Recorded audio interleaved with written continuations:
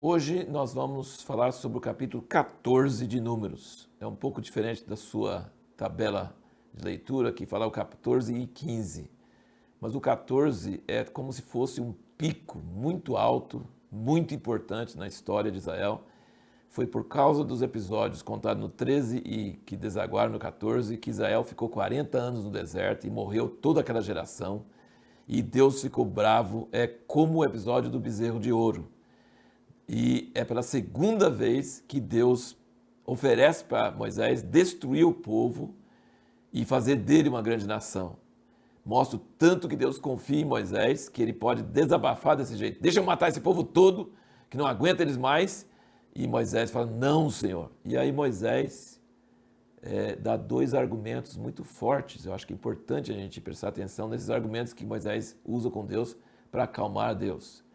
Ele diz, primeiro, todas as nações ao redor já viram que o Senhor tirou o povo de Israel do Egito com os milagres e sinais, passou pelo Mar Vermelho. Eles sabem que o Senhor tem uma coluna de nuvem de dia e uma coluna de fogo de noite. E se o Senhor destruir esse povo, eles vão falar que o Senhor não conseguiu introduzir eles na terra. Quando Deus se identifica com uma pessoa ou com uma nação, é perigoso você mexer com essa pessoa ou com essa nação. Nós vimos isso no caso de Moisés. Arão e Miriam achavam que estavam falando contra o irmão deles. Você tem uma mulher cuxita e você está se achando único, mas nós também somos importantes. E você se acha só você importante? Mas Deus falou assim, como que vocês não tiveram temor de falar contra Moisés? Ele é meu amigo, ele conversa comigo como nenhum outro. Então, quando você fala contra alguém que tem intimidade com Deus, que Deus se identificou com ele, você está ameaçando o próprio Deus. Cuidado quando você faz isso. E Moisés está usando esse argumento. Ele fala, Deus, o senhor não pode matar Israel, porque o senhor já se identificou com eles. Todo mundo sabe que você tem a nuvem e o fogo, e esse é um perigo. Não pode mexer com eles, vai afetar a sua honra, vai afetar a sua reputação.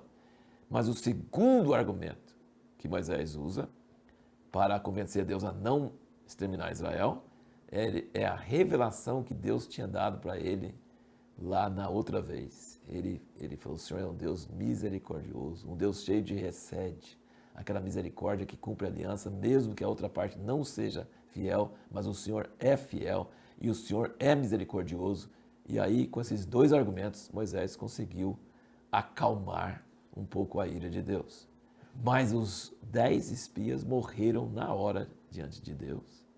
E Caleb e Josué ficaram vivos porque eles tiveram coragem de ir contra a maioria e ir contra a lógica humana. Gente, eles viram gigantes também. Eles viram cidades moradas até o céu. Eles viram a mesma coisa que os outros 10.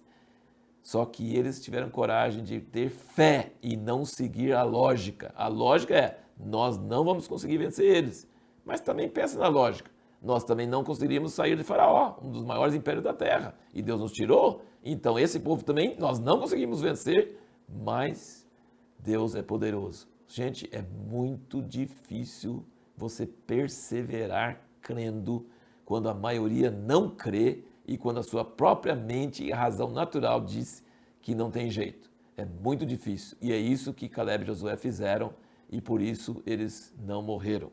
Quando começou essa murmuração, essa reclamação, e o povo assim, nós não temos jeito mesmo, nós vamos voltar para o Egito, nós vamos eleger outro capitão e nós vamos voltar. Moisés e Arão não reclamaram com o povo, não tentaram persuadir o povo e também não falaram nada, eles prostraram o rosto em terra. Gente, você vê quantas vezes fala que Moisés e Arão ficaram com o rosto em terra, você vai ter a imagem de que eles eram uns líderes com a cara sujo de pó o tempo todo. A gente pensa que líder forte é o que Deus quer. Não. Ele quer líderes fracos que se acham nada e qualquer problema, qualquer perigo estão com o rosto em terra, em pó, diante de Deus. Esses são os líderes, o padrão dos líderes que era Moisés e Arão.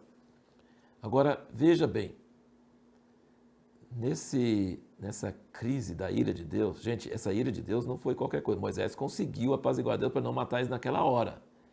Mas Deus jurou, ele jurou contra um juramento anterior.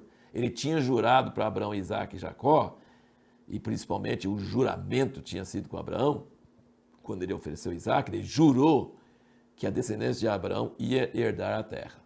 E agora, Deus falou assim, já chega. Vocês atravessaram a linha e essa linha nunca mais, vocês não vão entrar na terra. que eu jurei.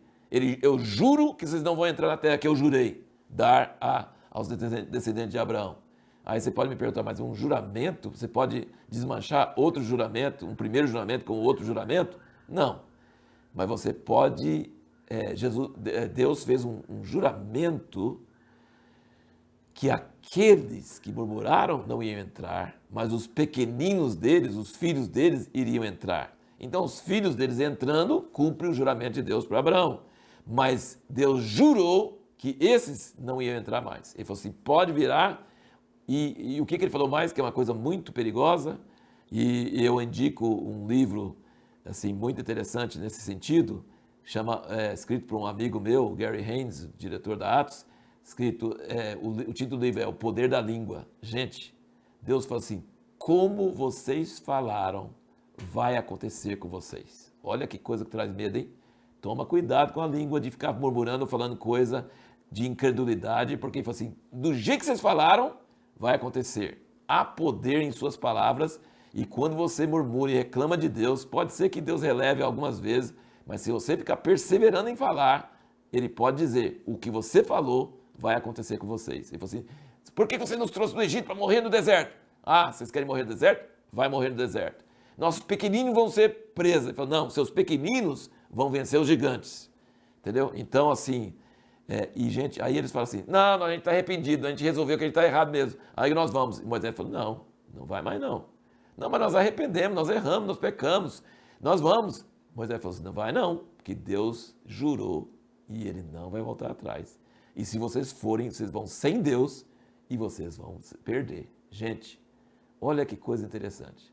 Eles choraram porque iam morrer, depois arrependeram, entre aspas, né, arrependeram, e teimaram em ir sem Deus. Olha como que tenham coragem agora. Antes eles falam que Deus não vai estar com eles. Agora eles estão com tanta coragem que Deus obedece a Deus e, obviamente, foram derrotados e não teve chance nenhuma. Então isso responde a nossa pergunta do último vídeo, falando que existe linhas. Deus é infinito em muitos aspectos, mas a paciência dele não é infinita. E quando você atravessa aquela linha, acabou. Você pode arrepender, você pode chorar, não vai mudar. Você vai colher as consequências daquilo que você falou, daquilo que você fez. Isso dá um certo temor. Toma cuidado, não se aproveita da longanimidade de Deus, porque existe uma hora que isso pode esgotar, e aí é sério. E aí depois em todos os salmos, você vê Deus citando isso. Ele falou assim, eu tive raiva com aquela geração maldita, e jurei que eles não entrariam na terra. Uma última coisa que eu queria comentar é o seguinte, ele falou assim, eu juro pelo fato de que a minha glória vai encher toda a terra, que esse povo não vai entrar. Então, gente, a glória de Deus vai encher toda a terra, porque Deus jurou. Vai ter um dia que toda maldade, toda ruindade, todo império do mal, todo pecado, toda doença, nada vai ficar nessa terra, porque a glória do Senhor, do Criador, vai encher a terra. Ele jurou e ele vai cumprir isso. No próximo vídeo, nós vamos responder a seguinte pergunta. Quando é certo desobedecer uma ordem direta de Deus? Quando é certo desobedecer uma ordem direta de Deus?